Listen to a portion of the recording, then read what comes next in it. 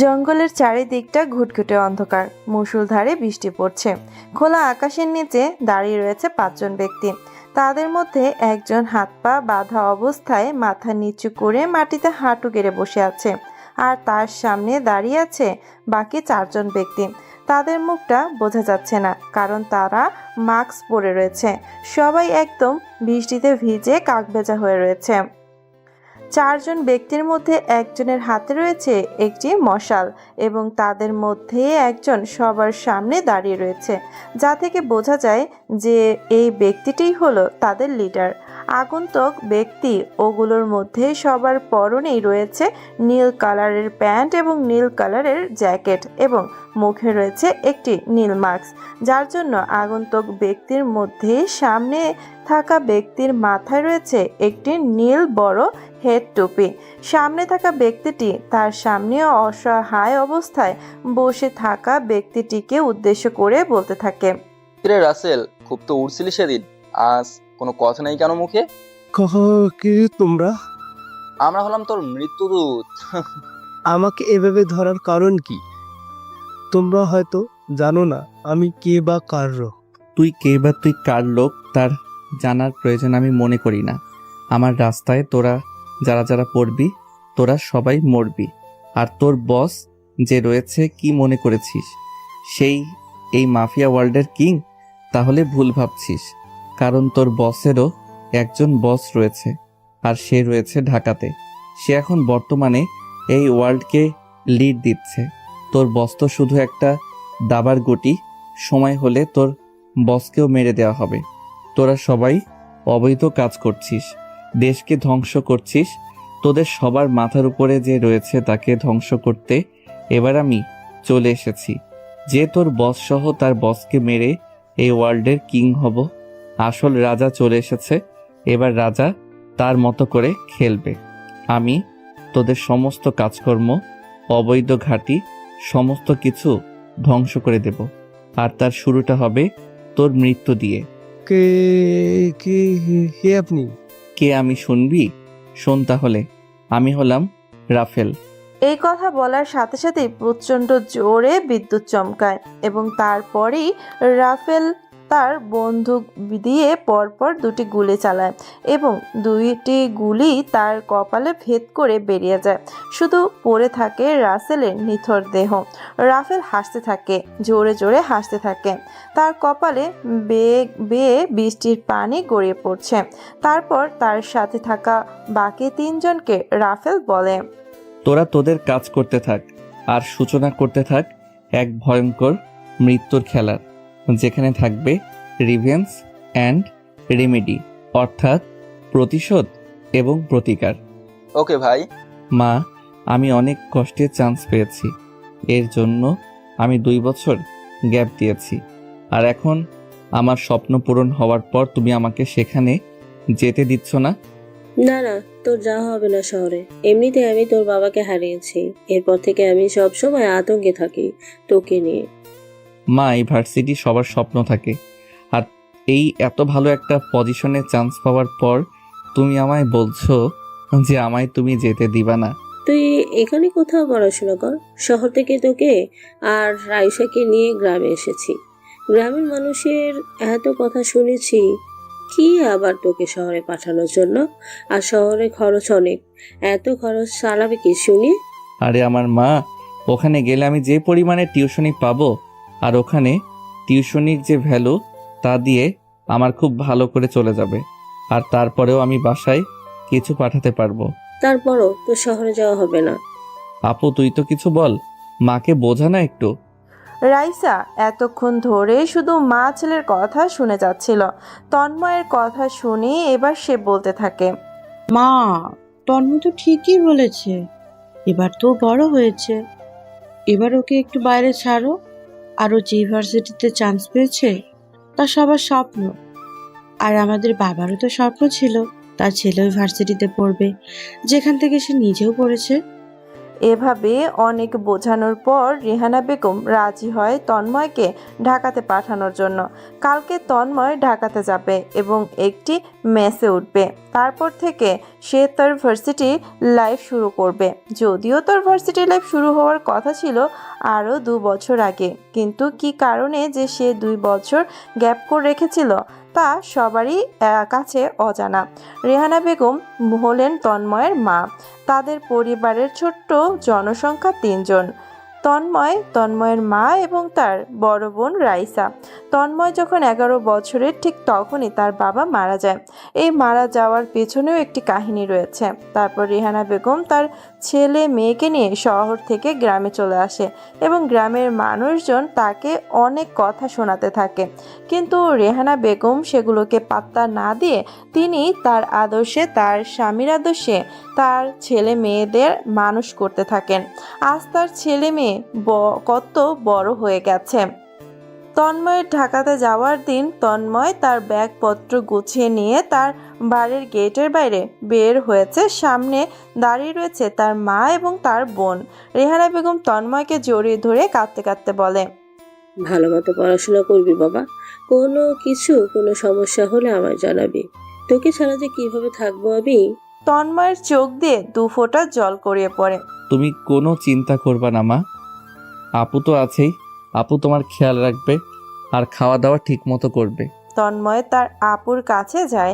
রাইসা তার ভাইকে জড়িয়ে ধরে কাঁদতে কাঁদতে বলে, ভালো মতো থাকবি বান্দর ছেলে। কারোর সাথে কোনো রকম ঝগড়া করবি না। সময় করে খাওয়া দাওয়া করবি, পড়াশোনা মনোযোগ দিয়ে করবি। তোকে অনেক মিস করবো ভাই। আমিও তোকে খুব মিস করবো রে আপু। ভালো থাকিস আর মার খেয়াল রাখবি। তুই তো সবটা জানিসই। আর আমার জন্য দোয়া করবি, আমি যেন আমার লক্ষ্যে সফল হইতে পারি। তুই ভালোভাবে যা, এখন বাসের টাইম হয়ে যাচ্ছে। তন্ময় তার মা এবং বোনের কাছ থেকে বিদায় নিয়ে ঢাকার উদ্দেশ্যে পাড়ি দেয়। বাসে বসে থাকা অবস্থায় তার মনে কিছু একটা চলছে এবং সে নিজের মনে মনে বলছে যে সব কিছু সত্য হতে চলেছে ধীরে ধীরে। আমি আমার উদ্দেশ্যে অটুট। প্রতিটা মুহূর্তে আমাকে যে অতীত স্মৃতি কুড়ে কুড়ে খেয়েছে, এবার থেকে তার ধ্বংস শুরু হতে চলেছে। তন্ময় হঠাৎ কী সব ভাবছে। সে তো ঢাকায় যাচ্ছে পড়ার উদ্দেশ্যে, তবে কি পড়াশোনার পাশাপাশি রয়েছে আরও কোনো এক লক্ষ্য যা সে গ্রাম থেকে কখনো পূরণ করতে পারতো না? তন্ময় তার ফোন বের করে সামাজিক যোগাযোগের মাধ্যমে ফেসবুক স্ক্রল করতে থাকে এবং তার সামনে একটি মিডিয়ার একটি রিপোর্ট আসে। তাতে ছিল, আজ সকালে ঢাকা শহরের এমপি রফিক সাহেবের খুবই কাছের লোক রাসেলের মৃতদেহ উদ্ধার করেছে পুলিশ, যা একটা খুন বলে শনাক্ত করেছে আইন শৃঙ্খলা বাহিনী। কারণ এই লাশটির পাশে রক্ত দিয়ে লেখা ছিল you are the next target এবং তার নিচে লেখা ছিল রাফেল। এখন প্রশ্ন দাঁড়ায় যে কে রাফেল, কেনই বা সে রাসেলকে হত্যা করলো? এর পিছনে কি রয়েছে? কোনো পুরনো শত্রুতা নাকি অন্য কোনো রহস্য? জানতে হলে অবশ্যই থাকতে হবে আরপি টিভির সঙ্গেই। খবরটি দেখে তন্ময় একটু মুচকি হেসে ফোনটা রেখে দেয়। দেখতে দেখতে কিছুক্ষণ পর সে ঢাকায় প্রবেশ করে এবং বাস থেকে নেমে সে তার মেসে চলে যায়। কালকে তার ভার্সিটির প্রথম দিন, তাই সে নিজেকে একটু মানসিকভাবে প্রস্তুত করতে থাকে। সে ভাবছে, নতুন শহর, নতুন পরিবেশ, নতুন মানুষজন, আর সব থেকে বড় বিষয় বড় একটা ভার্সিটি যেখানে আমার মতো একটা গ্রাম থেকে উঠে আসা ছেলে চান্স পেয়েছে। এবং কালকে আমার প্রথম দিন। শুনেছি ভার্সিটিতে নাকি র্যাগিং হয়। তা কি আসলেই সত্য? সরকার নাকি এগুলো বন্ধ করে দিয়েছিল। এরকম নানান কথাবার্তা সে ভাবতে থাকে। একটা সময় সে ঘুমিয়ে পড়ে। এতটা রাস্তা জার্নি করে এসেছে ক্লান্ত শরীর, তাই বিছানায় গা এলিয়ে দিতেই তার 2 চোখে নিদ্রা চলে আসে। রাত 10:22। কিরে রাসেল, এই অবস্থা কি করে হলো? আসলে আমরা কেউ কিচ্ছু বুঝতে পারছি না, কি থেকে যে কি হয়ে গেল। কার এত বড় সাহস যে আমার লোককে মেরেছে? কোনো খোঁজ কি পেয়েছিস? সেইভাবে তো কোনো খোঁজ খবর পাইনি, তবে রাসেলের নামের পাশে একটা নাম লেখা ছিল। সেই নামটা হলো রাফেল। আরও লেখা ছিল you are the next target. যে এই কাজটা করেছে তার শত্রু রাসেলের সাথে নয়, তার শত্রুতা হচ্ছে আমার সাথে। তার টার্গেট আমি। কিন্তু চিন্তা নেই, আজ অব্দি আমার সাথে যে লাগতে এসেছে তারা কেউ আর বেঁচে ফিরেনি, কারণ আমার মাথার ওপর হাত রয়েছে মন্ত্রী সাহেবের। তাই কোনো চিন্তা নেই। হ্যাঁ বস, আপনার কিছু করতে পারবে না। হ্যাঁ, তবে ওকে যদি আমার সামনে পাই, ওকে আমি নিজের হাতে মারবো। পরের দিন সকালবেলা তন্ময় রেডি হয়ে ভার্সিটির উদ্দেশ্যে রওনা দেয়। সে তো গ্রাম থেকে এসেছে, তাই সে শহরের পরিবেশ সম্বন্ধে অতটা অবগত নয়।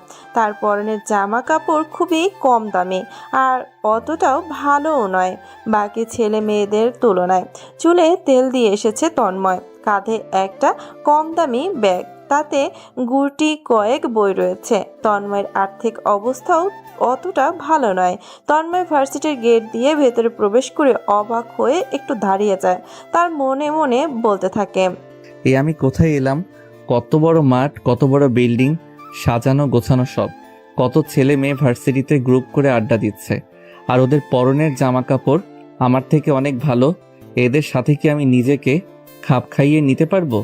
তন্ময় ভার্সিটির নবীনবরণ অনুষ্ঠানেও যেতে পারেনি, তাই তার কারোর সাথে কোনো পরিচয় নেই। বলতে গেলে অনেকটা দিন পরেই সে ভার্সিটিতে আসতেছে। এর আগে অনেক দিন ক্লাস হয়ে গেছে। তন্ময়ের সামনে দেখতে পায় যে কয়েকজন ছেলে মিলে একটা ছেলেকে র্যাগিং করছে। তন্ময় মনে মনে ভাবছে, এখনও এগুলো তাহলে হয়। তন্ময় ওই ছেলেগুলোর সামনে দিয়ে যেতে থাকে। তন্ময় যখন ওদের সামনে দিয়ে হেঁটে যেতে থাকে, তখন তন্ময়কে ওই ছেলেগুলো ডাক দেয়। তন্ময় ওদের সামনে যায়, গিয়ে বলে, জি ভাইয়া বলুন। ওরা 5 জন ছিল, তার মধ্যে একজন লিডার টাইপ ছেলে রয়েছে। ও মনে হয় ওদের মধ্যে লিডার। ওদের মধ্যে একজন বলে ওঠে, কিরে, এটা কি সেজে এসেছিল? দেখ শালা, মনে হয় কোনো বস্তি থেকে উঠে এসেছে। এই রাফিন, বলতো এর সাথে কি করা যায়? রাফিন হলো লিডার টাইপ ছেলেটা। দাঁড়া, একে দিয়ে একটু ভালোভাবে বিনোদন নিতে হবে। এই বলে রাফিন তার পকেট থেকে একটা চিঠি বের করে। চিঠিটা তন্ময়ের হাতে দিয়ে সে বলতে থাকে, এই চিঠিটা ওই মেয়েকে গিয়ে দিয়ে আয়। একটা মেয়েকে দেখিয়ে বলে রাফিন। আমি কেন যাব? কিরে, তুই আমাদের উপর কথা বলছিস? এই বলেই রাফি তন্ময়ের গালে কষে একটি চড় মারে। রাতুল বাম গালটা লাল হয়ে যায়। সে বাম গালে হাত দিয়ে মাথা নিচু করে থাকে। যা, চিঠিটা দিয়ে আয়, ওকে? তন্ময় আর কোনো কথা বলে না। সে রাফিনের কাছ থেকে চিঠিটা নিয়ে মেয়েদের দিকে এগিয়ে যেতে থাকে। রাফিন যেই মেয়েকে চিঠি দিতে বলেছিল, সে পেছন ঘুরে দাঁড়িয়ে তার বান্ধবীদের সাথে গল্প করছিল। তন্ময় মেয়েটির কাছে গিয়ে ডাক দেয় এবং চিঠিটি তার দিকে বাড়ি দিয়ে বলে, হ্যালো আপু। তন্ময়ের ডাকে মেয়েটি তন্ময়ের দিকে ঘোরে এবং বলে, জি বলুন। মেয়েটি যখন তন্ময়ের দিকে ঘুরে, তন্ময় কয়েক সেকেন্ডের জন্য মেয়েটির দিকে তাকিয়েছিল, কারণ মেয়েটি দেখতে অনেক সুন্দর। টানা টানা চোখ, তার চুলগুলো অনেকটা বড়। তন্ময় পরক্ষণেই তার মাথা নিচু করে মেয়েটির উদ্দেশ্যে বলে, এই চিঠিটা আপনার জন্য। মেয়েটি অবাক হয়ে চিঠিটি তার হাতে নেয়। তারপর সে চিঠিটির ভাঁজ খুলে পড়তে থাকে, যাতে লেখা ছিল আই লাভ ইউ। চিঠিটি দেখে মেয়েটির মাথায় প্রচণ্ড গরম হয়ে যায় এবং সে সাথে সাথে রাতুলের গালে সজোরে চড় মারে। তন্ময় হাবার মতো গালে হাত দিয়ে দাঁড়িয়ে থাকে। এরপর মেয়েটি বলতে থাকে, তোর সাহস কি করে হয় আমাকে প্রপোজ করার? নিজের চেহারা দেখেছিস কখনো? তুই তো পুরো খ্যাত একটা ছেলে। তুই এগুলো কি পড়েছিস? তোর যেটা 1 বছরের খরচ, তা আমার 1 দিনের খরচ। লোফার ছেলে, এই ভার্সিটির সবাই আমার জন্য পাগল, আর তোর মতো একটা খ্যাত মার্কা ছেলে আমাকে প্রপোজ করছে। সর আমার চোখের সামনে থেকে। আসলে এই চিঠিটা আমি দেই নাই, আমাকে ওরা দিতে বলেছিল জন্য আমি আপনাকে দিতে এসেছি। তন্ময় তার হাত দিয়ে রাফিনদের দিকে দেখিয়ে দেয়, কিন্তু সেখানে কেউ ছিল না। এখন আবার অজুহাত দিচ্ছিস? দূর হ আমার চোখের সামনে থেকে, দূর হ, নইলে কিন্তু আমি তোর কি অবস্থা করব আমি নিজেও জানি না। তন্ময় আর কিছু বলে না। সেখানে সে ওই জায়গাটা পরিত্যাগ করে এবং নিজের ক্লাসরুম খুঁজতে থাকে। অনেক খোঁজাখুঁজির পর একেবারে ক্লাস শুরুর আগ মুহূর্তে সে তার ক্লাসরুমটি খুঁজে পায় এবং সবার শেষে একটি বেঞ্চে ফাঁকা ছিল। সেখানে গিয়ে তন্ময় বসে পড়ে। তন্ময় যখন ক্লাসের মধ্যে প্রবেশ করতেছিল, তখন সে লক্ষ্য করে যে ক্লাসে সবাই তার দিকে কেমন এক ঘৃণার দৃষ্টি নিয়ে তাকিয়ে তাকিয়ে রয়েছে।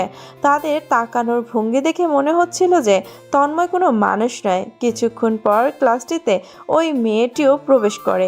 সে রাতুলের গালে চড় মেরেছিল এবং মেয়েটি প্রবেশ করতে ক্লাসের সকল ছেলেরা তার দিকে তাকিয়েছিল।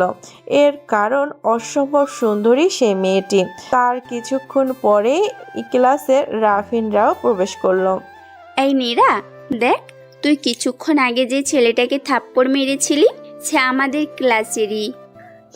তাই তো দেখছি। খ্যাতটাকে এখন আবার সহ্যও করতে হবে। অসহ্য। কি অদ্ভুত জামা কাপড় পরে এসেছে ছেলেটি। দেখেই তো মনে হচ্ছে ফকির সে, আর এসেছিস আমাকে প্রপোজ করতে।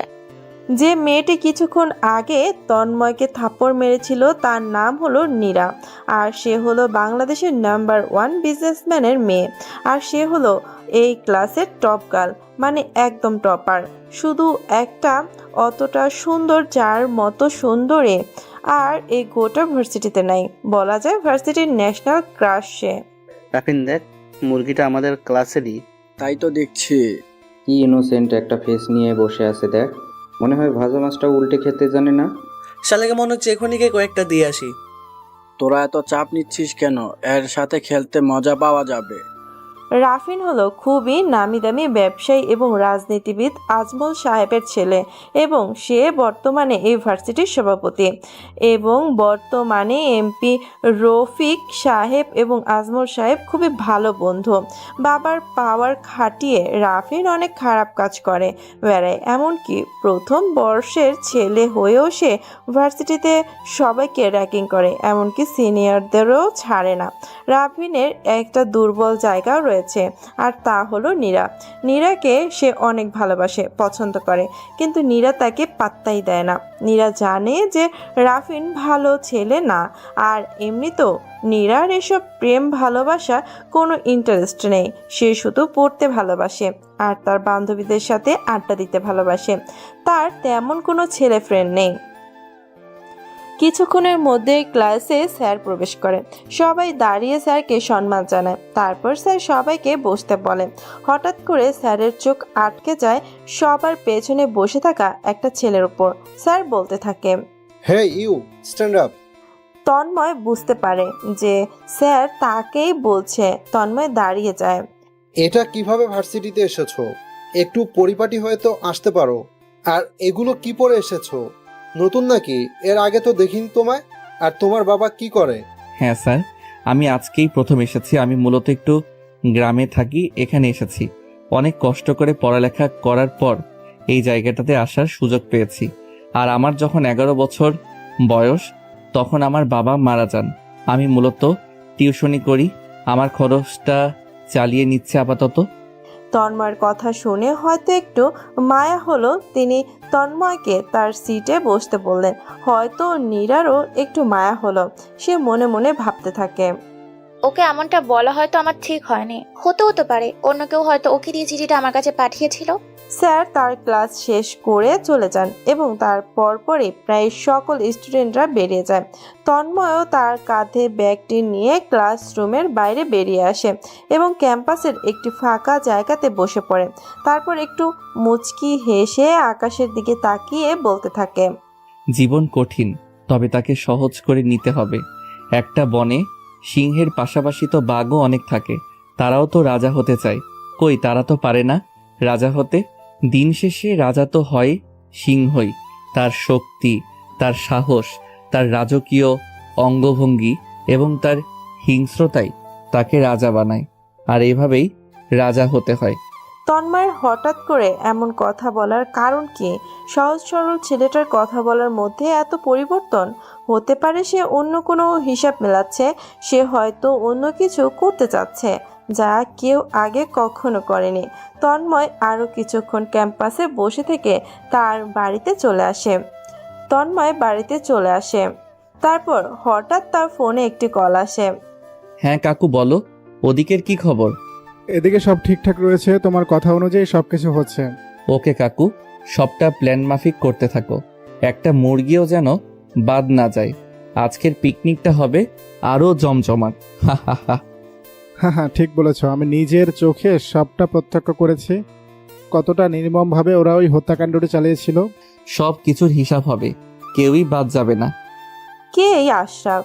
আর এতটুকু তো বোঝাই যাচ্ছে যে তন্ময় শুধুমাত্র পড়াশোনার জন্য ভার্সিটিতে আসেনি। এর পেছনে রয়েছে অনেক অজানা রহস্য, যার জট খুলবে কখন তা কেউই জানে না। রাত 1:22। ছোট্ট একটি ঘরে দুটি চেয়ারে দুজন মানুষ হাত পা এবং মুখ বাঁধা অবস্থায় রয়েছে। তাদের মুখ দিয়ে শুধু গোঙানোর আওয়াজ বেরোচ্ছে। তাদের মাথার উপর ছোট্ট একটি সিলিং ফ্যান ঘুরছে এবং ঘরটি আলোকিত হয়ে আছে 40 ওয়াটের একটি লাল বাল্বের আলোতে। কিছুক্ষণ পর ঘরে 3 জন ব্যক্তি প্রবেশ করলো। তাদের মধ্যে মাস্ক পরা, আর এরা হলো রাফেলের আর তার লোকজন। তাদের মুখের বাঁধনটি খুলে দেওয়া হয়। কিরে, কেমন আছিস জসিম আর আদনান? কে তুই? আমি কে জানতে চাস? শোন তাহলে আমি কে। আমি হলাম তোদের মৃত্যুদূত রাফেল। রাফেল? কিরে, তোতলাচ্ছিস কেন? ভয় পাইলি নাকি? রাফেল নামটা তো এখনো খুব একটা ভাইরাল নয়, তবে খুব শীঘ্রই এই রাফেল নামের আতঙ্ক সারা দেশে ছড়িয়ে পড়বে। রাফেল নামটা নিয়ে বস একটু চিন্তিত ছিলেন, তবে তুই যে আমাদের ধরবি সেটা বুঝতে পারি না। রফিক ভাই তোকে ছাড়বে না। তোদের রফিক ভাই আমাকে ছাড়বে না, নয় আমি রফিককে ছাড়বো না। কুত্তার মতো করে মারবো। শুধু রফিককে নয়, মন্ত্রী আশরাফুল, আজমল, এদের সবাইকে একসাথে করে মারবো। এরা কেউই আমার হাত থেকে বাঁচতে পারবে না। তার আগে মরবি তোরা। তারপর ধীরে ধীরে তোদের সমস্ত অবৈধ কাজকর্ম, অবৈধ ঘাঁটি আমি ধ্বংস করে দেব। তখন বুঝবি সিংহ যখন শিকার করে তখন সে কতটা ভয়ানক হতে পারে। একটা কথা মনে রাখিস, সিংহ চলে এসেছে তার রিভেঞ্জ নিতে এবং দেশকে সন্ত্রাস মুক্ত করতে। আর শুনে রাখ, মৃত্যুর খেলা শুরু হয়ে গেছে। রাফেলের কথা শুনে জসিম ও আদনানের কপাল বেয়ে বিন্দু বিন্দু ঘাম ঝরছে। তাদের মনে হয় ভয় ডানা বেঁধেছে। মৃত্যু ভয়ে তারা যেন ছটফট করতে শুরু করলো। তারা রাফেলকে বলতে থাকে, আমাদের এবারের মতো মাফ করে দিন। আমরা আর এরকম অবৈধ কাজকর্মগুলো কিছু করব না। এখন থেকে আমরা আপনার হয়ে কাজ করব। দয়া করে আমাদের মারবেন না। তোদের ক্ষমা করব? ভাবলি কিভাবে যে আমি তোদের ক্ষমা করব আর তোরা আমার হয়ে কাজ করবি? তোরা তো এইমাত্র তোদের আসল রূপ দেখিয়ে দিলি। যে মৃত্যু ভয়ে রফিকের দল থেকে বেরিয়ে আমার দলে আসতে চাইলি, তোদের যদি আমি ক্ষমা করে আমার দলে ঢোকাই, তোরা তো প্রথমে আমাকেই মেরে দিবি। এর কি গ্যারান্টি আছে যে তোরা আমার সাথে বিশ্বাসঘাতকতা করবি না? জসিম এবং আদনান বুঝতে পেরে গেছে যে এর সাথে কথা বলে লাভ নেই। এর মন বলে কোনো বস্তু নেই, দয়া বলে কোনো গুণ এর মধ্যে নেই। আচ্ছা, আপনি হঠাৎ আমাদের পেছনে লাগছেন কেন? এই কারণটা শুধু বলে দিন। আমার কাছে আর তোদের সাথে কথা বলার মতো সময় নেই। উপরে গিয়ে জেনে নিস যে কেন আমি তোদের পিছে লেগেছি। রাফেল তার কথা শেষ করে হাতে থাকা বন্দুকটি দিয়ে দুজনকে শুট করে দেয় এবং চেয়ারের উপরে বসা অবস্থায় পড়ে থাকে জসিম এবং আদনানের মৃতদেহ। সকালবেলা তন্ময় ভার্সিটির গেট দিয়ে ভেতরে প্রবেশ করে। সামনে এগোতেই থাকে। সে দেখতে পায় তাকে রাফিনে ইশারা করে ডাকছে। তন্ময় হেঁটে তাদের কাছে যায় এবং বলে, আমায় ডাকছিলেন, কি হয়েছে বলুন? রাফিন কষে রাতুলের গালে থাপ্পড় মারে এবং বলতে থাকে, তুই যে এখানে আসলি, এসে সালাম কি দিয়েছিস? আমাদের এই ভার্সিটির সবাই আমাদেরকে কত সম্মান করে জানিস? এমনকি সিনিয়ররাও আমাকে দেখে ভয় পায়। সরি ভাই, আসসালামু আলাইকুম। ওয়ালাইকুম আসসালাম। শোন, আমার জুতোটা অনেক ময়লা হয়ে গেছে, টিস্যু দিয়ে পরিষ্কার করে দে। আমি কেন আপনার জুতা পরিষ্কার করব? তুই মুখে মুখে তর্ক করছিস কেন? তোকে তো একটা উচিত শিক্ষা দিতে হবেই। এই তোরা দাঁড়া, ওকে আগে কিছু বলিস না। তোকে আমি একেবারে শেষ সুযোগ দিচ্ছি, আমার জুতা পরিষ্কার করে দে, না হলে কিন্তু এর ফল ভালো হবে না। আমি পারবো না। পারবি না? তোকে ঠিক আছে। এই তোরা না অনেক দিন ধরে ডিম ফাটাতে চাইছিলি? কার কত ডিম ফাটানোর ইচ্ছে, যা নিয়ে আয়। আজকে এর মাথায় আমরা সবাই ডিম ফাটাবো। রাফিনের বন্ধুরা অনেকগুলো ডিম নিয়ে আসে। এমনটা করবেন না, আমায় ক্লাস করতে হবে তো। তোকে আগেই বলেছিলাম যে তোকে আমি দ্বিতীয় সুযোগ দেব না, কিন্তু তুই তো সেই সুযোগ নিলি না। তুই এবার বুক দিন, আমি পরিষ্কার করে দিচ্ছি। এখন তো বলে আর লাভ নেই, সুযোগ একবারই আসে, কিন্তু তোকে আমি দ্বিতীয় সুযোগ দিয়েছিলাম, তুই সেটা কাজে লাগাতে পারিস নি। তুই এবার দেখ তোর সাথে কি কি হয়। তন্ময় আর কিছু বলে না, চুপচাপ মাথা নিচু করে থাকে এবং সে অনুভব করতে পারে যে তার মাথায় রাফিন এবং তার বন্ধুরা মিলে পরপর ডিম সজোরে মারতে থাকে। তার পুরো মাথা কাঁচা ডিমে ভর্তি হয়ে যায়। তার মাথা দিয়ে কাঁচা ডিমের বিদঘুটে গন্ধ আসতে থাকে। ডিম মারা শেষে রাফিন এরা জোরে জোরে হাসতে থাকে। তারপর তারা সেখান থেকে চলে যায়। তন্ময় সেখানে মাথা নিচু করে দাঁড়িয়ে রয়েছে। সে মাথা উঁচু করে দেখতে থাকে ভার্সিটির সবাই তার দিকে তাকিয়ে আছে এবং হাসতেছে। সে দেখতে পায় দূর থেকে নীরা এবং তার বান্ধবীরা দেখতেছে। এমন সময় তন্ময় অনুভব করে কেউই একজন তার কাঁধে হাত রেখেছে। সে পেছন ঘুরে দেখে একজন ছেলে তার কাঁধে হাত রেখেছে। আমি আবির, আমি তোমার সাথে একই বর্ষে পড়াশোনা করছি। আসলে আমি দূর থেকে সবটা দেখেছি। আসলে ওদের কেউ কিছু বলতে পারে না সভাপতির ছেলের জন্য। চলো, আর কিছুক্ষণ পর ক্লাস শুরু হবে, তুমি ফ্রেশ হয়ে নাও। ও আচ্ছা, চলো। তন্ময় আবিরের সঙ্গে ভার্সিটির ওয়াশরুমে গিয়ে নিজের মাথাটা পরিষ্কার করে নেয় ভালো করে। তারপর তারা দুজনে মিলে তাদের ক্লাসের দিকে যেতে থাকে। আবির হলো খুবই ভালো একজন ছেলে, পড়াশোনাতেও অনেকটা ভালো। তার বাবাও নামকরা বিজনেসম্যান, কিন্তু আবির মনের দিক থেকে অনেক ভালো। আবির আর তন্ময় একসাথে ক্লাসের মধ্যে প্রবেশ করে এবং দুজনে পেছনে গিয়ে একই সিটে বসে। এতে করে ক্লাসের সবাই অবাক হয়। আবিরের মতো একটা এত ভালো স্টাইলিশ ছেলে তন্ময়ের মতো একটা খ্যাত ছেলের সাথে বসেছে। কিছুক্ষণ পর ক্লাসে স্যার প্রবেশ করেন। তারপর সে তার মতো করে ক্লাসটি নিতে থাকেন। তার ক্লাসের শেষ পর্যায়ে তিনি বোর্ডে একটি ম্যাথ সবাইকে করতে দেন। যেহেতু সবাই ইঞ্জিনিয়ারিং ব্যাচের স্টুডেন্ট, স্যারের শর্ত একটাই, যে এই ম্যাথটা করবে তাকে সেইটা বোর্ডে এসে করে দেখাতে হবে। ম্যাথটা অনেক কঠিন ছিল। ক্লাসের সবাই অবাক হয়ে রয়েছে, কিন্তু সবার মনে একটাই ধারণা যে আর কেউই পারুক বা না পারুক, নীরা পারবে। কিন্তু অবাক করার বিষয়ে নীরাও কোনো প্রতিক্রিয়া দেখাচ্ছে না। কি হলো নীরা, তুমি পারবে না? এইটা একটু অন্য ধাঁচের লাগছে, তবে আমি চেষ্টা করতে পারি। শিওর, বোর্ডে চলে আসো। নীরা বোর্ডে চলে যায় এবং ম্যাথটি করতে শুরু করে। ক্লাসের সবাই তার দিকে তাকিয়ে রয়েছে। অনেকক্ষণ চেষ্টা করার পরেও নীরা এই ম্যাথটি করতে পারে না। সে মাথা নিচু করে তার সিটে চলে আসে আবার। এরপর স্যারটা মুচকি হাসি দিয়ে বলতে থাকে, কেউই কি নেই এই যে এই ম্যাথটি করতে পারবে? তন্ময় ও আবির একে অপরের সাথে কথা বলতেছে। অনেক কঠিন ম্যাথ তো এটা, নীরা পারবে মনে হয়, আর কেউই পারবে না। আরে, এটা তো অনেক সহজ ম্যাথ, শুধু একটা জায়গাতে স্যার একটু প্যাচ মেরে দিয়েছে। কি বলছো তুমি? এই ম্যাথকে তুমি সহজ বলছো, যেটা নিয়ে নীরাও পারেনি? আরে, এটা সহজ, অনেক সহজ। তো যাও না, বোর্ডে গিয়ে করো। বোর্ডে যাওয়ার ইচ্ছা আমার নেই।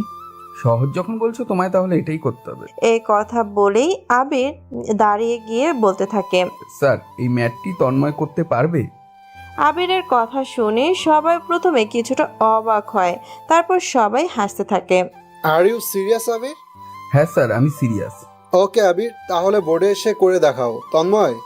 আরে আবির, এটা তুমি কি করলা? আমি তো বললাম যে আমি বোর্ডে গিয়ে করব না। আরে যাও, এখন না করে আর কোনো লাভ হবে না, স্যার বলছে যাও। তন্ময় তার সিট থেকে উঠে বোর্ডের দিকে এগোতে থাকে। তার মাথা দিয়ে কাঁচা ডিমের গন্ধ এখনো কিছুটা বেরোচ্ছে। ক্লাসের সবাই এক কথায় মুখে হাত দিয়ে হাসতেছে। নীরা মনে মনে বলছে, এবার কি করবে যেখানে আমিই পারলাম না? তন্ময় বোর্ডে গিয়ে ম্যাথটি করা শুরু করে। ক্লাসের সবাই অবাক হয়ে তার দিকে তাকিয়ে আছে। অঙ্কটির শেষ পর্যায়ে স্যার বোর্ডের দিকে তাকিয়ে অবাক হয় এবং চোখ বড় বড় করে তন্ময়ের করা ম্যাথটি দেখতে থাকে এবং পরিশেষে বলে, ওয়েল ডান ম্যান, তুমি তো দেখতেছি অনেক ভালো স্টুডেন্ট। যেখানে কেউই ম্যাথটি পারো না, সেখানে তুমি খুব সহজে এর সমাধান করে দিলে। ধন্যবাদ স্যার। যাও, তুমি তোমার সিটে গিয়ে বসো। তন্ময় তার সিটে এসে বসে পড়ে। সবাই প্রচণ্ড রকমের অবাক হয় এবং নীরা অবাকের চরম সীমায়। ওর মতো একটা ছেলে এত কঠিন একটা ম্যাথের সমাধান এত সহজে করে দিল এটা ভেবে। আরে বস, ইউ আর জিনিয়াস। আরে না, আমি ভাবছিলাম যে তুমি হয়তো মজা করতেছো, কিন্তু না ম্যান, আমি তো দেখছি ইউ আর সিরিয়াস। স্যার আরও কিছুক্ষণ তন্ময়ের প্রশংসা করে চলে যায়। এরপর তন্ময় আর আবির ক্যাম্পাসে গিয়ে বসে। আচ্ছা, তোমার বাবা তো মারা গেছে, কিভাবে মারা গেছে জানতে পারি কি? এগুলো কথা থাক এখন, পরে কোনো একদিন বলবো নি। আচ্ছা আচ্ছা, চলো এখন একটা জায়গায় যাব, তুমি চলো আমার সাথে। কোথায় যাবা? চলো না। এই বলে আবির তার বাইক নিয়ে আসে পার্কিং জোনে থেকে। তারপর তন্ময়কে বলে ওঠো। তন্ময় তার কথা বাড়ায় না, সে বাইকে আবিরের পেছনে উঠে পড়ে। তারপর আবির বাইক চালিয়ে একটি বড় শপিং মলের সামনে আসে। সেখানকার একটি দোকানে ঢুকতেই একজন কর্মচারী বলে ওঠে, কি হলো আবির ভাইয়া, কি খবর আপনার? এই তো রে, ভালো আছি। আমার কিছু জিনিস লাগবে। কি লাগবে ভাই বলেন? তন্ময় সব কিছু চুপচাপ দেখছে। এরপর আবির কয়েকটা T shirt, shirt, jeans pant কেনে এবং সেগুলোর বিল পেমেন্ট করে বেরিয়ে আসে। এতগুলো জিনিস কার জন্য কিনলা? আমার জন্য কিছু আর তোমার জন্য কিছু। তন্ময়ের দিকে কয়েকটা ব্যাগ এগিয়ে দিয়ে কথাটা বলে আবির। আরে না, আমি কিনে নিব, তুমি নিয়ে যাও, আমি এগুলো নিতে পারবো না। তুমি আমাকে বন্ধু মানো তো নাকি? হুম। তো আমি তোমাকে বন্ধু হিসেবে এগুলো গিফট করলাম, কাল থেকে এগুলো পরে আসবে। এগুলো তো অনেক দামি। দামি হয়েছে তো কি হয়েছে? আচ্ছা ঠিক আছে। তন্ময় আবিরের কাছ থেকে ব্যাগগুলো নেয়। এই রে, আমার তো অনেকটা দেরি হয়ে গেছে, চলো তোমাকে নামিয়ে দিয়ে আসি। আমি একা যেতে পারবো, তুমি যাও, এমনিতেও তোমার দেরি হয়ে গিয়েছে। আচ্ছা ঠিক আছে। আবির ওইখান থেকে তার বাড়িতে চলে যায় এবং তন্ময়ও তার বাড়িতে চলে আসে। তন্ময় বাড়িতে আসার পর তার ফোনে একটা কল আসে। তন্ময় তার ফোনটি হাতে নেয় এবং দেখতে পায় গ্রাম থেকে তার মা ফোন করেছে। সে কলটা ধরে। হ্যালো বাবা। হ্যাঁ মা, কেমন আছো তোমরা? এই তো বাবা, ভালো আছি, তুই কেমন আছিস? আমিও মোটামুটি ভালো আছি, তবে তোমাদের কথা খুব মনে পড়ে। আমারও বাবা, কেন যে তোকে শহরে পাঠালাম। আমি শহরে এসেছি তোমাদের মুখ উজ্জ্বল করতে, বুঝলা? বুঝেছি। খাওয়া দাওয়া করছিস? হ্যাঁ মা, খেয়েছি। তোমরা খেয়েছো? হ্যাঁ, আমরা খেয়েছি। আমার আপু কেমন আছে? তোর আপু অনেক ভালো আছে, আমার পাশেই বসে আছে, নে কথা বল। কি রে শয়তান, শহরে গিয়ে তো ভুলেই গেলি। আরে তোকে কি ভোলা যায় পেতনি, বুঝতেছিসই তো, নতুন জায়গা, আর তুই তো সবটা জানিসই। তোর কাজ কত দূর? অনেকটাই গিয়েছি।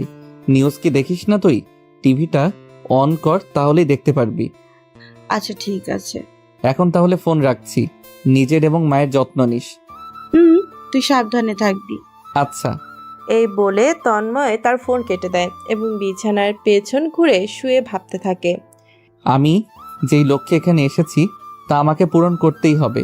আমার বাবার অসম্পূর্ণ সেই মিশন, স্বপ্ন আমি পূরণ করব। আমার উদ্দেশ্য সৎ, আমার কাজের ফলাফলটাও আসবেও সৎ, শুধু মাধ্যমটা একটু ভিন্ন। এসব ভাবতে ভাবতে কখন যে তন্ময় ঘুমিয়ে পড়ে তা সে বুঝতে পারে না।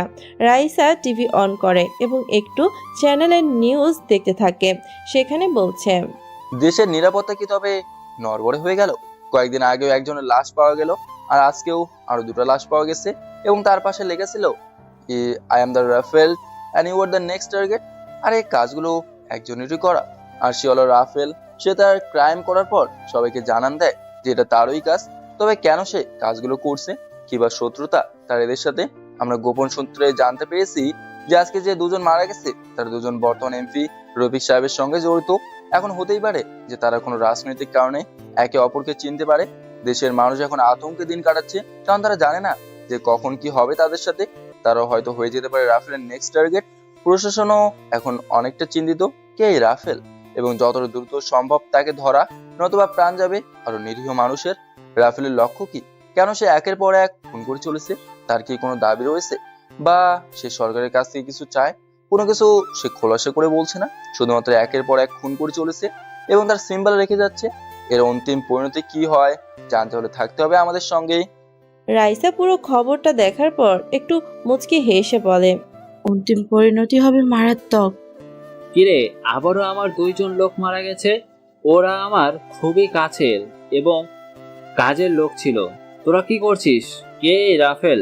তোরা একে কেন খুঁজে বের করতে পারছিস না? আপনি শান্ত হন বস। এ খুবই ঠান্ডা মাথায় আমাদের সাথে খেলাটা খেলছে। সে একে একে আমাদের দলের গুরুত্বপূর্ণ সদস্যদের হত্যা করছে। আজমল সাহেব কি বলছে? ওর সাথে আমার কোনো কথা হয়নি কখনো, তবে মন্ত্রী সাহেবের কানে খবরটি পৌঁছেছে এবং তিনি আমার ওপর ক্ষেপে আছেন অনেক। যেভাবে হোক এই রাফেলকে ধরতেই হবে। হ্যাঁ বস, আমরা আমাদের সর্বোচ্চটা দিয়ে চেষ্টা করব। আমার মন বলছে কি জানিস, এ হয়তো আমাদের পুরনো কোনো শত্রু যে নতুন করে প্রতিশোধের বদলা নেওয়ার জন্য আবার নতুনভাবে ফিরেছে। এর কাজের ধরনে সম্পূর্ণ আলাদা। এ চাই রিভেঞ্জ। জি বস, আপনি ঠিক বলেছেন। সকালবেলা তন্ময় ভার্সিটিতে প্রবেশ করেছে। সে আজকে আবিরের কিনে দেওয়া পোশাক পরে এসেছে, যা তাকে একেবারে চেঞ্জ করে দিয়েছে। তার চুলগুলো আজকে আর অতটা এলোমেলো নেই, গোছানো অবস্থায় রয়েছে। এক কথায় এ যেন অন্য এক তন্ময়। সে যখন ভার্সিটিতে ঢুকছে তখন আশেপাশে সব মেয়েরা তার দিকে চোখ বড় বড় করে তাকিয়ে আছে, যেন চোখ দিয়েই তাকে গিলে খাবে। ক্যাম্পাসের মাঝখানে নীরা, তানিয়া এবং তিশা বসে আছে। ওই দেখ, একটা হ্যান্ডসাম কিউট ছেলে ভার্সিটিতে ঢুকছে। নীরা এবং দিশা তানিয়ার কথা শুনে ভার্সিটির গেটের দিকে তাকায়। নীরা হাঁ করে তাকিয়ে আছে। উফ, কি স্টাইল রে! কি রে নীরা, তুইও তো দেখছি হাঁ করে তাকিয়ে আছিস। হুম, এই নাকি তুই কোনো ছেলেকে পাত্তাই দিস না? আমি কই দেখলাম, তুই বললি জন্যই তো তাকালাম। তবে হ্যাঁ, ছেলেটা দেখতে কিন্তু অনেক সুন্দর, ইনোসেন্ট টাইপ ফেস। আরে ভালো করে দেখ, একে তো তন্ময়ের মতো লাগছে। নীরা এবং দিশা ভালো করে দেখে, তারপর বলে, আরে তন্ময়ের মতো না, এটাই তন্ময়। কত পরিবর্তন! হ্যাঁ তাই তো, ওর মতোই তো দেখতে। এই ছেলেটা খ্যাত হয়ে থাকে জন্য ওকে ওরকম লাগে। কত কি না বলছে ওকে, এখন তো ওর সাথে প্রেম করতে মন চাচ্ছে। আমার ওরে! এ তোরা কি পাগল হয়ে গেলি নাকি? হ্যাঁ রে, তন্ময়কে দেখ। রাফিন ও তার বন্ধুরাও ওই সময় ক্যাম্পাসের মধ্যে ছিল। ওই মামা দেখ ওইটাকে। তারা সবাই তন্ময়ের দিকে তাকায়। কিরে, আজকে এত সেজেগুজে ক্ষেত থেকে স্মার্ট হয়ে এসেছিস কেন? তাই তো দেখছি, ও তো পাখা গজিয়েছে। এমনভাবে এসেছে কত মেয়েই যে ওর প্রেমে পড়ে যাবে। তোরা দ্বারা এর ব্যবস্থা আমি করছি। এই বলে রাফিন ও তার বন্ধুরা তন্ময়ের দিকে এগোতে থাকে। এমন সময় তারা দেখতে পায় যে তন্ময়ের কাছে আবির আসে। এই সবাই দাঁড়া, এখন ওকে কিছু বলিস না। আবির এসছে এখানে, ও এগুলো র্যাগিং পছন্দ করে না। তো কি হয়েছে? আমরা কি ওকে ভয় পাই নাকি? না থাক, আমি এই ক্ষেতের জন্য কোনো ঝামেলা চাই না। ঠিক আছে। আরে তন্ময়, তোমায় তো পুরো হিরো হিরো লাগছে। ড্যাড, তুমি যে কি বলো! সত্যি রে ভাই। আচ্ছা, ধন্যবাদ। তন্ময় আর আবির ক্যাম্পাসে দাঁড়িয়ে আছে। এমন সময় ভার্সিটিতে আকাশ ও তার সাথে তার কিছু ছেলে পেলে ঢুকে। তাদের ঢোকা দেখে সবাই ক্যাম্পাস থেকে উঠে তাদের ক্লাসরুমের দিকে যেতে থাকে। এই আকাশ হলো এমপি সাহেব রফিকের ছেলে। বাবার পাওয়ারের অসৎ ব্যবহার করে অনেক জঘন্যতম কাজ করে সে। দিনরাত নেশায় মত্ত হয়ে থাকে, আর মেয়ে দেখলেই তো তার নেশা আরো দ্বিগুণ বেড়ে যায়। তন্ময়, ভেতরে চলো। কেন, কি হয়েছে? এরা খুব খারাপ। বর্তমানে এমপি রাফিকের ছেলে হলো এই আকাশ। খুব খারাপ একজন ব্যক্তি, মেয়েদের সব সময় টিজ করতে থাকে। ও আচ্ছা, বুঝলাম। মেয়েদেরকে টিচ করার কথা শুনে তন্ময়ের মাথা অনেকটা গরম হয়। সে নিজেকে কন্ট্রোল করে ভেতরে যেতে থাকে। এমন সময় আকাশ একটি মেয়ের ওড়না টেনে ধরে। মেয়েটা অনেক আকুতি মিনতি করছে, কিন্তু ও ছাড়ছে না। আবিরেরও মাথা অনেকটা গরম হয়ে যায়। আবির তার পাশে তাকায়, দেখে যে তন্ময় তার পাশে নেই। সে যেই সামনে তাকায় এবং দেখতে পায় তন্ময় গিয়ে আকাশের হাত টেনে ধরেছে এবং আকাশ মেয়েটির ওড়না ছেড়ে দিয়েছে, যার ফলে মেয়েটি দৌড়ে কাঁদতে কাঁদতে ভার্সিটিতে ঢুকে গিয়েছে। কে রে তুই? আমার হাত টেনে ধরেছিস, আমার সাথে পাঙ্গা নিচ্ছিস? আমার নাম তন্ময়। মেয়েদেরকে আমি যথেষ্ট সম্মান করি, তাই আমার সামনে কোনো মেয়ের অসম্মান হবে তা আমি হতে দেব না। তাই নাকি? তাহলে আজ তোকে এই দুনিয়া থেকে সরিয়ে দিচ্ছি। শিকার যখন সিংহের কাছে নিজের পায়ে হেঁটে আসে, তখন সিংহের শিকার করার মজাটাই আর থাকে না। সিংহ চায় তার শিকারকে নিজে পরিশ্রম করে নিজের হিংস্রতা দেখিয়ে মারতে। আকাশ তন্ময়ের মুখে এই কথা শোনার পর কিছুটা অবাক হয়। তারপর সে তার সাথে থাকা ছেলেদেরকে বলতে থাকে, এই মার ওকে। তারপর হঠাৎ করে সবাই তন্ময়কে মারতে থাকে। ভার্সিটির সবাই ক্লাসের ভিতরে রয়েছে, বাইরে রয়েছে শুধু আবির এবং তন্ময়, যাদের মধ্যে তন্ময়কে এখন বেধরম মার খেতে হচ্ছে আকাশদের হাতে। আবির শুধু দূর থেকে দাঁড়িয়ে দেখে যাচ্ছে নির্বাক দর্শকের মতো, কারণ সে জানে সে কিছুই করতে পারবে না। তন্ময়ের ঠোঁট ফেটে রক্ত পড়ছে, মুখের অনেক জায়গা কেটে গেছে, কিন্তু তন্ময় একটি বারের জন্য তাদেরকে আটকানোর চেষ্টা করেনি। চুপচাপ মার খেয়ে যাচ্ছে সে। এই হয়েছে, থাম তোরা, আর মারিস না, মায়া হচ্ছে আমার, ছেড়ে দে ওকে। তারপর তারা ওখান থেকে চলে যায়। তন্ময় মাটিতে পড়ে থাকে। ওরা চলে যাওয়ার পর আবির দৌড়ে তন্ময়ের কাছে আসে। তোমায় তো বললাম ওরা ভালো না, তবুও কেন তুমি ওদিকে গেলে? তন্ময় আস্তে আস্তে হাসতে হাসতে বলে, আমি মেয়েদেরকে যথেষ্ট সম্মান করি, আমি আমার চোখের সামনে মেয়েদের অসম্মান দেখতে পারবো না। আবির তন্ময়কে নিয়ে হাসপাতালে যাওয়ার উদ্দেশ্যে রওনা দেয়। এই ঘটনা আবির ছাড়া আর কেউই দেখলেও ভার্সিটির দোতলা থেকে আরও একজন দেখছে, আর সে হলো নীরা। নীরা মনে মনে ভাবতে থাকে, এই ছেলেটাকে আমি কি না বলেছি, কিন্তু এ তো ভালো। নীরার মনে তন্ময়ের জন্য একটা পজিটিভ দিক তৈরি হয়, একটু মায়াও হলো। ছেলেটাকে কিভাবেই না মারলো ওরা। আবির তন্ময়কে হাসপাতালে নিয়ে গিয়ে ওকে ওখান থেকে ওর বাসায় ড্রপ করে দেয়। তন্ময় তার বাসায় এসে বিছানায় বসে। পকেট থেকে ফোন বের করতেই দেখতে পায় তার বোন রাইসার অনেকগুলো মিসড কল উঠে আছে। সে তার আপুকে কল ব্যাক করে। হ্যালো আপু, আমি বুঝতে পারিনি, বলো কোন খবর পাইলি? আমি সমস্ত ইনফরমেশন চেক করেছি। এর সাথেও জড়িত ছিল, ওর নাম হলো রহিম, আর আজকে রাতে ওর 2 ট্রাক অস্ত্র যাবে। এবার ওর পালা। ঠিক আছে, বুঝতে পারছি। তোরা কেমন আছিস? মা কেমন আছে? আমরা ভালো আছি, মাও ভালো আছে। আমিও ভালো আছি। ঠিক আছে, কল রাখছি। এই বলে তন্ময় ফোন কেটে দেয়। এরপর আবার অন্য একজনকে কল লাগায়। শোন, আজকের পাখিকে ধরতে হবে রাত 1টায়। ঠিক আছে ভাই। প্রতিটা মুহূর্ত আমাকে যে আগুনে জ্বালায় তাতে কিছুটা জল আজকে পড়বে, মনে রাখিস কিন্তু। ওকে ভাই। কল রাখছি। এই বলে তন্ময় তার ফোন কেটে দেয়। তারপর বিছানায় বসে জোরে জোরে হাসতে থাকে। এখন প্রশ্ন হলো, কে এই তন্ময়, কে এই রহিম, কে ছিল ওই আগন্তুক? রাইসা কিসের খোঁজ দিল ওকে? তবে কি তন্ময় সাধারণ কেউ নয়? তাহলে আজ সকালে সে আকাশদের হাতে এত মার খেলো কেন? সে কেন কোনো প্রকার প্রতিবাদ করেনি? একের পর এক প্রশ্নের উৎপাদন হচ্ছে। প্রশ্নের ঘোর অন্ধকারে হারিয়ে যাচ্ছে উত্তরটা হয়তো বোঝা যাবে আজকে রাত 1টায়। তবে কি ঘটতে চলেছে? আরও এক মৃত্যুর সূচনা। নীরা তার বিছানায় শুয়ে আছে আর ভাবছে, তন্ময় ছেলেটা আর যাই হোক মেয়েদেরকে যথেষ্ট সম্মান করে।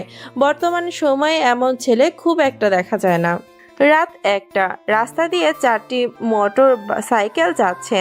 সকল চালকের মুখে মাস্ক রয়েছে, কিন্তু কোথায় যাচ্ছে, কিসের উদ্দেশ্যে যাচ্ছে?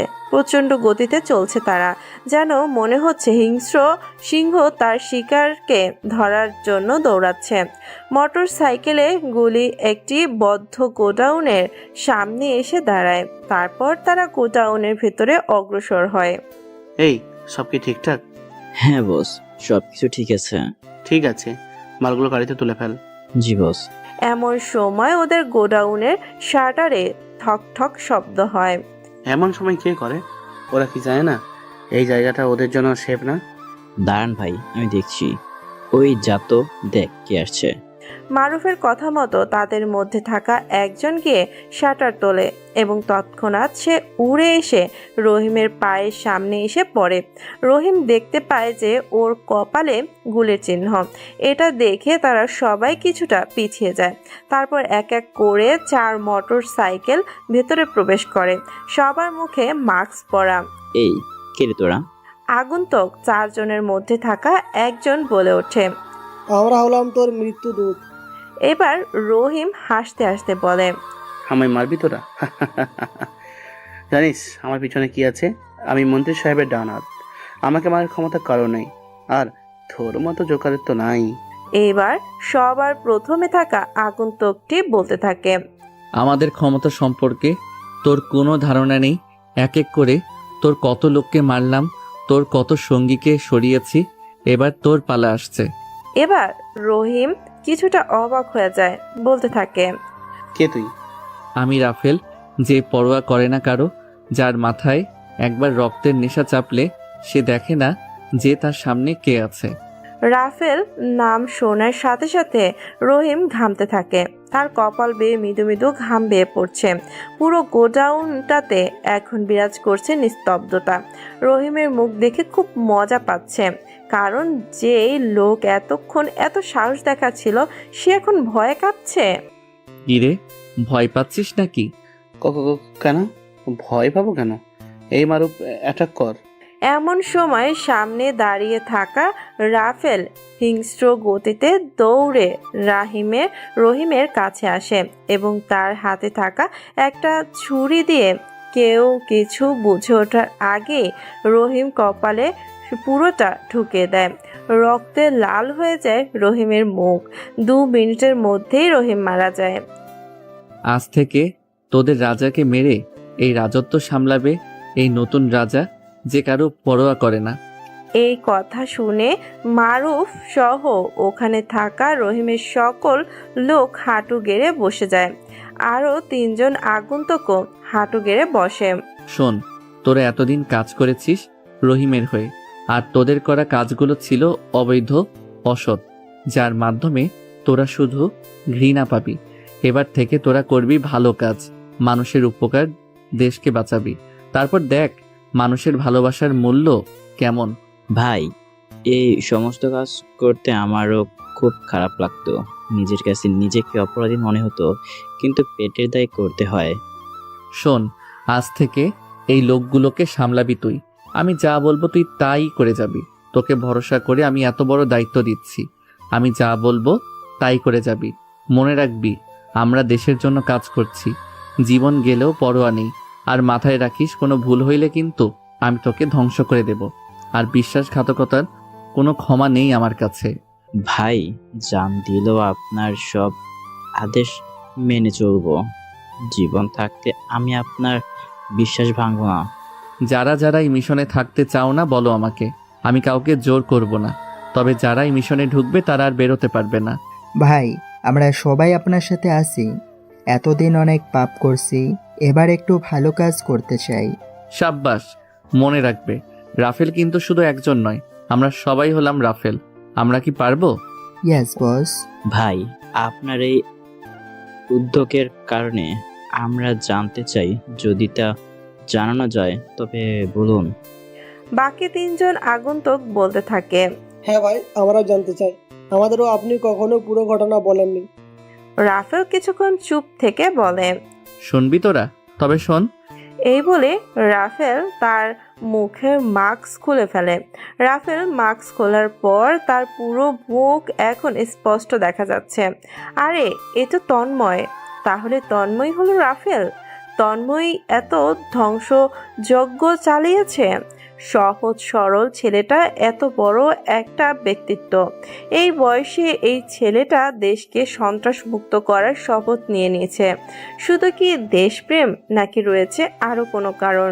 তন্ময়ের মাস্ক খোলা দেখে বাকি তিনজন আগন্তুক ও তাদের মুখের মাস্ক খুলে ফেলে। আর এরা হলো অভ্র, প্রীতম, জয়। এরা তন্ময়ের খুবই কাছের মানুষ। এদের নিয়ে শুরু হয় রাফেলের যাত্রা। অতীত: তন্ময় যখন 11 বছরের তখন তার বাবা মারা যায়।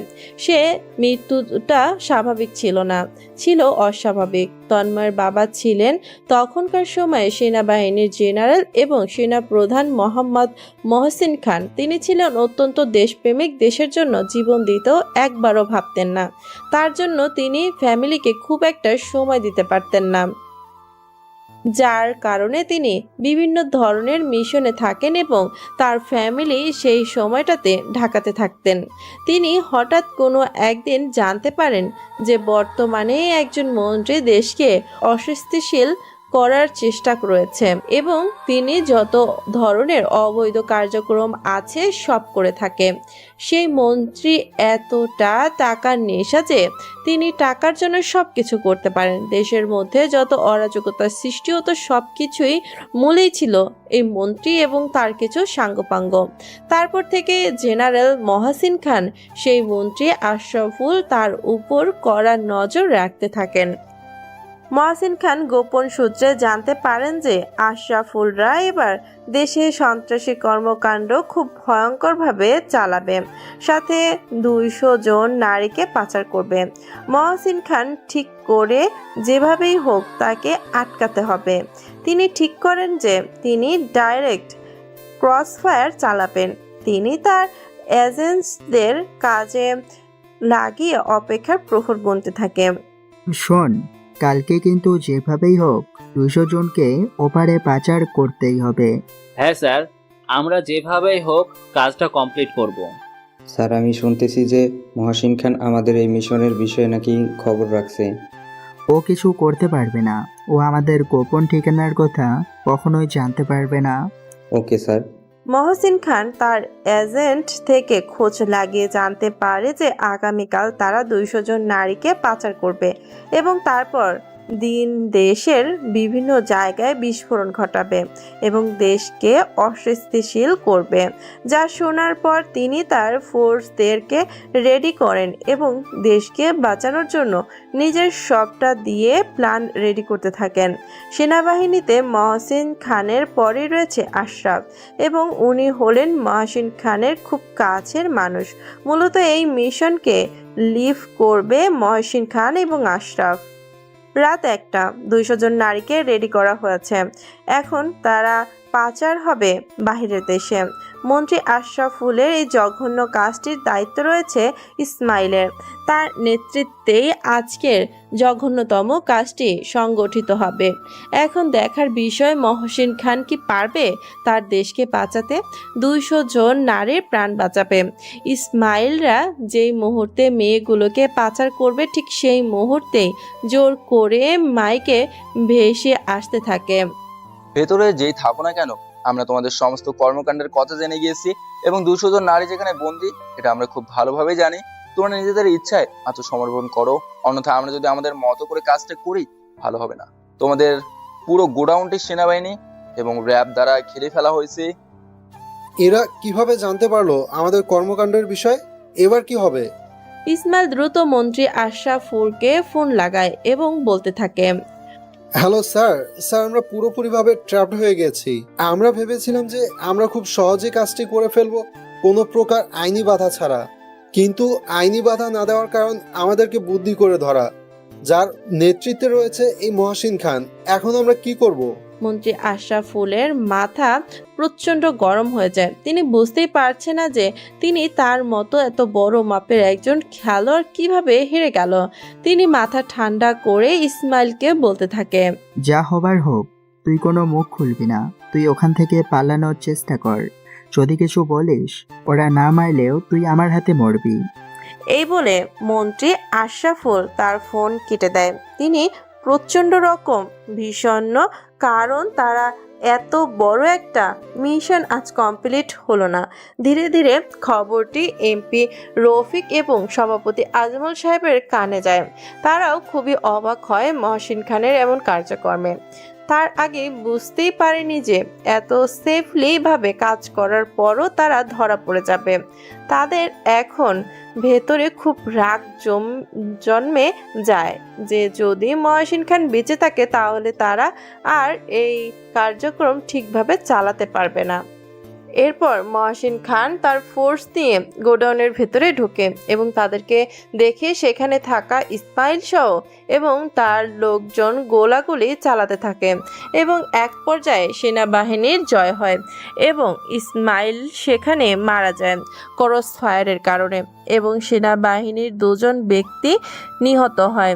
এর মাধ্যমে মহসিন খান সেদিন বাঁচিয়ে নিয়েছিলেন দেশের 200 জন নারীকে এবং আটকে দিয়েছিলেন তার পরের দিনের হতে যাওয়া বিভিন্ন জায়গায় বিস্ফোরণকে।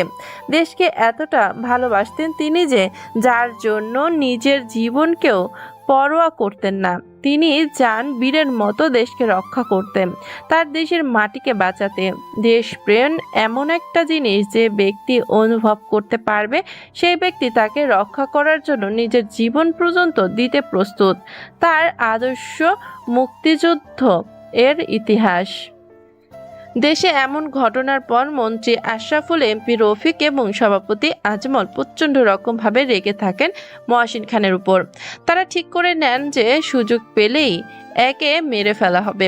মহসিন খান যখন ইসমাইলকে ধরে সেই জায়গাটাতে 3 জনের কেউ উপস্থিত ছিল না। যদি এরা কেউ উপস্থিত থাকতেন তাহলে তাদেরকেও গ্রেফতার করা হতো, কিন্তু এরা খুব বুদ্ধিমান, কোনো ধরনের অবৈধ ও অপকর্মে নিজেরাও উপস্থিত থেকে করেন না, তাদের লোকদের দিয়ে করান, যার ফলে তারা এখনো স্বাধীনভাবে সবার মাঝখানে ঘুরে বেড়াচ্ছে।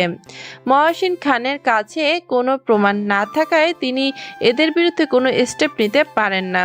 ভয়ানক কোনো এক রাতে অবসান ঘটে মন্ত্রী আশরাফুলদের অপেক্ষার। একজন স্ত্রী হারায় তার স্বামী, একজন ছেলে এবং একজন মেয়ে হারায় তাদের বাবা, এবং দেশ হারায় একজন সত্যিকারের দেশপ্রেমিক, যে দেশপ্রেমিক দেশের জন্য জীবন দিতেও প্রস্তুত ছিল। যেই দেশপ্রেমিক সেনাবাহিনীর পোশাকটি পরার দিন থেকে নিজেকে মৃত বলে ঘোষণা করে রেখেছিল। অন্যায় দেখলে সেখানে সে প্রতিবাদ করতে পিছু পা হাঁটতেন না। সেদিন রাতে গাড়িতে করে 2 জন সৈনিক তাদের ক্যাম্পে ফিরছিলেন, যাদের মধ্যে একজন ছিলেন মহসিন খান এবং আরেকজন ছিলেন আশরাফ। হঠাৎ করে তাদের গাড়ির সামনেই একটি গাড়ি আসে এবং পেছন থেকে আরেকটি গাড়ি এসে সজোরে ধাক্কা মারে এবং ধাক্কার কারণে গাড়িটি থেকে আশরাফ সজোরে পড়ে যায় একটি ঝোপঝাড়ের মধ্যখানে। মহসিন খান এর মাথা ফেটে রক্ত পড়ছে। তারপরও সেখানে আরও 2টি গাড়ি আসে, সেখান থেকে নামে 3 জন ব্যক্তি। মহসিন খান ঝাপসা ভাবে দেখতে পায় যে সামনের 3 জন ব্যক্তি হলেন মন্ত্রী আশরাফুল, এমপি রফিক এবং সভাপতি আজমল। ঝোপের ভিতর থেকে আশরাফ সবটা দেখছে। মহসিন খান ওই 3 জনের সামনে পড়ে আছে। আশরাফ মহসিন খানের দিকে আসতে চাইলে এমন সময় আশরাফের চোখ যায় মহসিন খানের দিকে। মহসিন খান তার দিকে তাকিয়ে চোখের ভাষায় বলছে, এখানে আসিস না, আমার মৃত্যু অবধারিত, কিন্তু তুই এখানে আসলে তুই মরবি। আমাদের মধ্যে যে কোনো একজনকে থাকতে হবে, দেশকে বাঁচাতে হবে, আমার অসমাপ্ত কাজ তোকে করতে হবে। আশরাফ এগোতে গিয়েও আর এগোলো না, কারণ তার স্যার তাকে নিষেধ করেছে। সে শত কষ্টে নিয়ে চুপচাপ ঝোপের পেছনে বসে সবটা দেখতে থাকে। খুব উঠতেছিলি না? তোকে বলেছিলাম আমাদের কাজে বাধা দিস না, বেখরে মারা পড়বি। খুব নিজেকে বড় ভাবতেছিলি, দেশকে বাঁচাবি। এখন কে বাঁচাবে দেশকে? শোন, দেশকে না, টাকাকে ভালোবাসতে শেখ। তোকে আমি আমার মন্ত্রণালয়ে ডেকে নিয়েও বুঝিয়েছিলাম, কিন্তু তুই বুঝলি না। এবার বুঝবি যে আশরাফুলের কথা না শোনার ফলাফল কি হতে পারে। তোকে এমনভাবে মারব যে তোর পোস্টমর্টমের করতেও ডাক্তাররা ভয় পাবে। মহসিন খান এতক্ষণ কিছু বলেনি, কিন্তু খুব ধীর কণ্ঠে বলতে থাকে। পাপ যখন বেড়ে যায় তার ধ্বংস নিশ্চিত করার জন্য তখন কারো আবির্ভাব হয়। তুই লোভের দৃষ্টি দিয়ে না দেখে একটু সততার দৃষ্টি দিয়ে দেখ। যে দেশের হাওয়া খাচ্ছিস, যে দেশের মাঠের উপর দাঁড়িয়ে নিজের জীবন কাটাচ্ছিস, সেই দেশকে বিপদের মুখে ফেলতে তোর কি একটা বড় হাত কাঁপছে না? স্যার, তোদের বলে কিচ্ছু হবে না। তোরা টাকার নেশায় পাপের সমুদ্রে এমনভাবে ডুবেছিস যে তোরা আর কখনো উঠতে পারবি না। আমার হয়তো তোরা আজ মেরে ফেলবি, কিন্তু শুনে রাখ, আজকের দিনের রিভেঞ্জ নিতে, দেশকে তোদের মতো পাপীদের হাত থেকে বাঁচানোর জন্য রেমেডি দিতে আমার মতো আরো 100টা মহসিন খান আসবে। তার কাজের মাধ্যমে যাই হোক, কিন্তু ফলাফলটা আসবে দেশের ভালোর দিকেই। মন্ত্রী আশরাফুল মহসিন খানের মুখে এত বড় বড় কথা শুনে তার লোকদের বলে, ওই ওরে মারতে থাক তোরা। তারপর তার সাথে থাকা লোকেরা মহসিন খানকে ইচ্ছা মতো মারতে থাকে। মহসিন খান ব্যথায় কোকড়াতে থাকেন। আশরাফের চোখ দিয়ে অশ্রু ঝরতে থাকে। তার বুকে এক প্রকার হাহাকার সৃষ্টি হচ্ছে। সে না পারছে কিছু করতে, না পারছে কিছু সহ্য করতে। অতিরিক্ত মারের কারণে মহসিন খান ওখানেই মৃত্যুবরণ করেন। যারা যখন বুঝতে পারে যে মহসিন খান আর বেঁচে নেই, তখন তারা মারা থামিয়ে দিয়ে চলে যায়। তারা চলে যাওয়ার পর আশরাফ সেখানে দৌড়ে এসে মহসিন খানের মাথাটা তার কোলে নেয়, আর তার পুরো মাথা সহ মুখমণ্ডল পুরো রক্তে লাল হয়ে আছে। তার মুখ ভালো করে বোঝা যাচ্ছে না, এতটা নৃশংসভাবে তাকে মেরেছে ওরা। আশরাফের চোখ দিয়ে অশ্রু গড়িয়ে পড়ছে মহসিন খানের কপালে। আশরাফদের এমন বর্বরতা দেখে আশরাফ জোরে চিৎকার করে বলতে থাকে, স্যার, আপনার অসম্পূর্ণ কাজ সমাপ্ত করবে আপনার ছেলে। আপনার ছেলেকে আমি এমনভাবে তৈরি করব, এতটা ভয়ানকভাবে তাকে আশরাফুলের সামনে হাজির করব, তাদের বুক কেঁপে উঠবে। তার মাধ্যম হবে কিছুটা অন্যরকম, কিন্তু ফলাফল হবে দেশের জন্য ভালো আর ওদের জন্য মারাত্মক। আশরাফ চিৎকার করে কথাগুলো বলে, সে যেন নিজে নিজে একটি পণ করে নিল এই বর্বরতার প্রতিশোধ এবং দেশকে সন্ত্রাসমুক্ত করার। সকালবেলা আশরাফ মহসিন খানের মৃতদেহ পতাকায় জড়িয়ে ওনার বাসায় নিয়ে আসেন। তার সাথে রয়েছে আরও অনেক সেনাবাহিনী। সবার চোখে পানি, সবার হৃদয় ব্যথিত। তারা হারিয়েছে একজন নেতাকে এবং সর্বদা বীরের মতো লড়তে শিখিয়েছে, যে সর্বদা দেশের জন্য প্রাণ দিতে প্রস্তুত ছিলেন এবং দিয়েও গেলেন। মহসিন খানের স্ত্রী রেহানা খান এবং তার ছেলে মেয়ে তন্ময় এবং রাইসা বাড়ি থেকে বের হয়। আশরাফকে দেখে রেহানা বেগম দৌড়ে ছুটতে যায় তার দিকে এবং বলে, ভাই, আপনাদের স্যারের ফোন কাল রাত থেকে বন্ধ পাচ্ছি। কই আছে আপনাদের স্যার?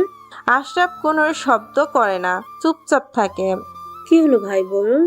আশরাফ এবার বলতে থাকে, ভাবি, কাল রাতে আমরা একটা মিশনে গিয়েছিলাম, সেখানে আমাদের স্যার মৃত্যুবরণ করেন।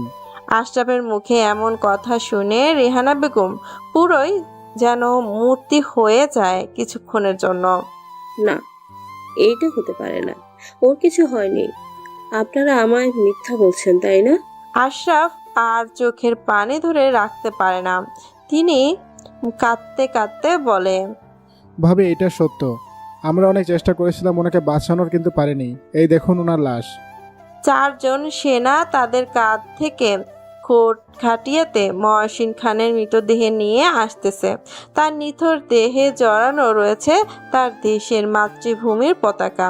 সেনা সদস্যরা রেহানা খানের সামনে নিয়ে এসে মহসিন খানের মৃতদেহ রাখেন।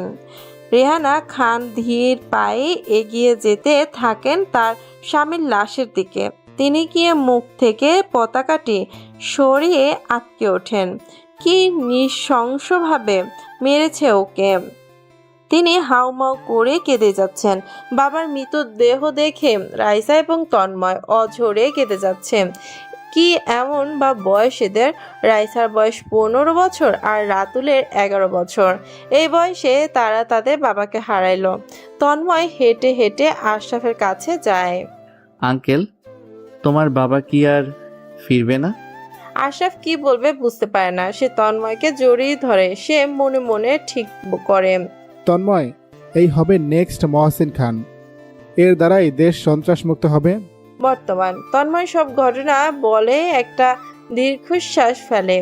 তার চোখের কোনো জল চলে এসেছে। সে মাথা উঁচু করে সবার দিকে তাকায় এবং দেখতে পায় সবার চোখে জল। অভ্র প্রীতম জয় এসে তন্ময়কে জড়িয়ে ধরে। ভাই, আজকে জানলাম সে ভয়ানক অতীত, যার কারণে আজ আপনি রাফেল